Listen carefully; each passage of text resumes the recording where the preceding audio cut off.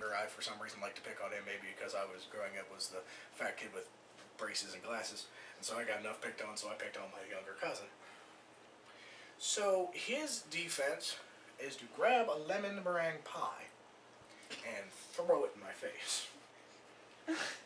I see the pie coming. It hits me.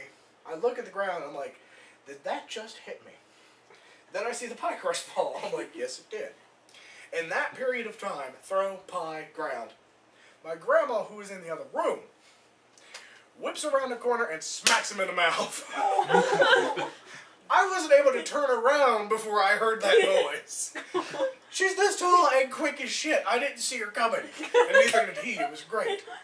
Later on, a couple years back, we were sitting around the dinner table over there, and the brothers, our uncles, were telling about how she used to take her knuckles and blap you right on the top of the head. So, my cousin Taz again, who was proven time and time again to be not the smartest bulb in the lights fixture. No, there was an end to that. I just kind of went with it. The chandelier. Is trying to talk my grandmother into doing this to him, as my uncles were just telling about how bad it hurt.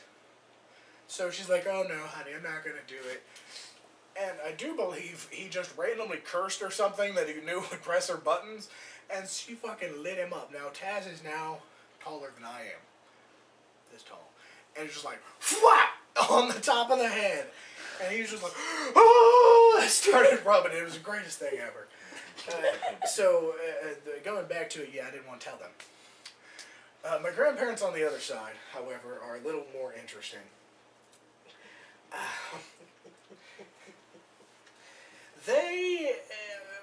Well, my grandmother's getting on the older side, and she's getting that old kind of, I don't know where I am old. So she's very less interesting than my grandfather, who every Sunday goes to a old folks home, as I call it. I don't know what to call it, nursery home, something. And he preaches to whoever will listen.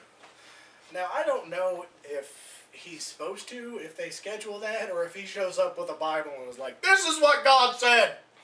And is just standing in the lobby and is just yelling at people. I have no idea. He says people show up, but it could be people are just passing by.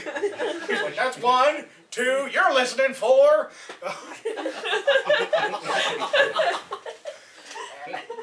Growing up, he got me into wrestling. And pro wrestling, that is. And I remember time and time again him just screaming at the TV. Well, if I was him, I'd wait for him around the corner with a baseball bat and goddamn. So, and this is the man who goes to church every Sunday. So, growing up, I never knew if he really thought that wrestling was real or he just got real into it. Recently, I found out that he completely is wrestling is fucking real. There's no faking this shit. For those of you who don't watch wrestling, for example, I was telling him about WrestleMania's coming up. Well, it passed now, but it was coming up then. I told him about Shawn Michaels versus The Undertaker. And he goes, Shawn Michaels, is that the young one? Shawn Michaels is about 46. I'm like, sure, that's him. Well, he does what his finishing move is called the sweet chin music, and the setup for it, he stands at the corner and he stomps his foot.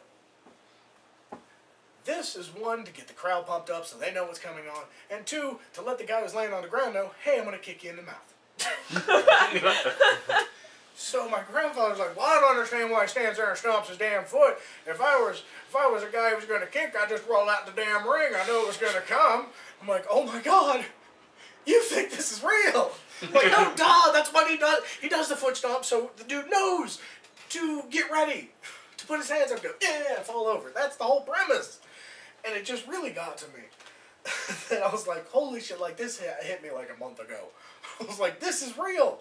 Like, he actually sits and watches this and goes, oh God, I hope he's not dead. Now, I'm not saying that wrestling isn't real, and I will get further into that later. But that's just not the extent of his oddness. As I said in our last stand-up, his favorite phrase to my grandmother, who is his wife of 50 some odd years, 60 I think, I don't know, I don't keep track, it's not my job, it's my mom's job, is God damn it, babe. God damn it, Christian, God damn it, babe. I swear, and then a loving nickname. Cool. All right. His other one that I recently found out is, well, I'll be a son of a bitch.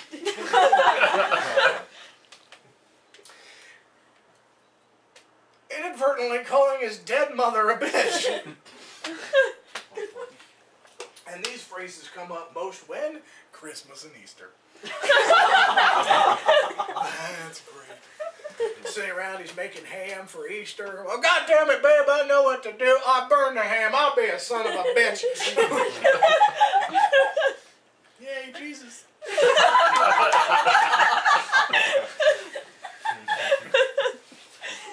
So, maybe growing up with this family that I have grown a hatred for most people. And a couple of the people that I hate the most are people who have kids. Now, not just anybody who has birthed a son or a daughter, but those who just use it as an excuse. Well, I don't have time, see, I've got a kid. To me, that's not an excuse, and to most of them I want to go, okay, before we use that as an excuse, first, whose idea and decision was it to let dude fuck you? Second, whose decision was it to let him go in raw? Whose decision was it to let him dump inside of you? Whose decision was to let him keep it? And whose decision was to keep it after it was born? Those are all your decisions! Shut the fuck up! Second, I'm still a fucking kid. I still play with my daddy's makeup and play fucking dress up. Alright? So I don't want to hear it.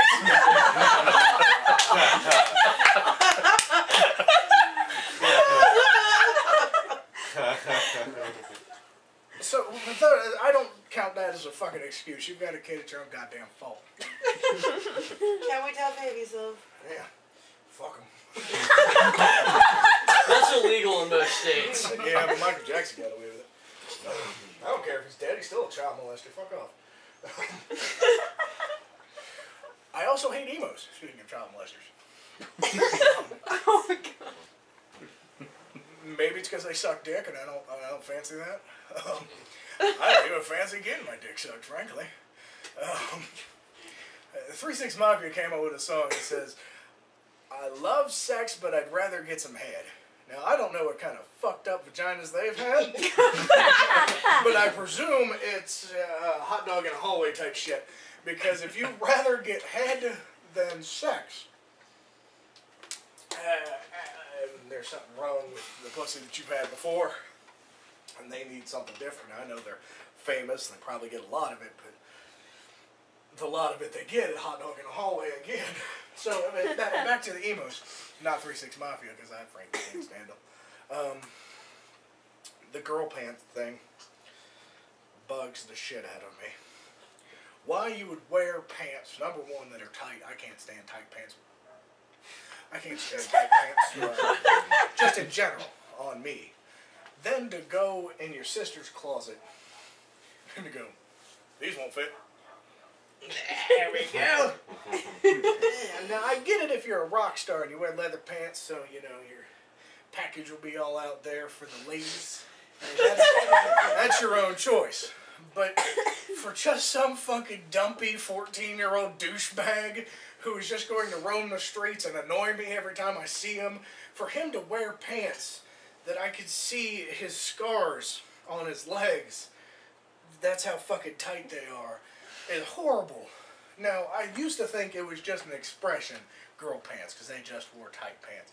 Until last month, I actually saw the motherfucker with girl pants on. It said, like, chic on the ass or something.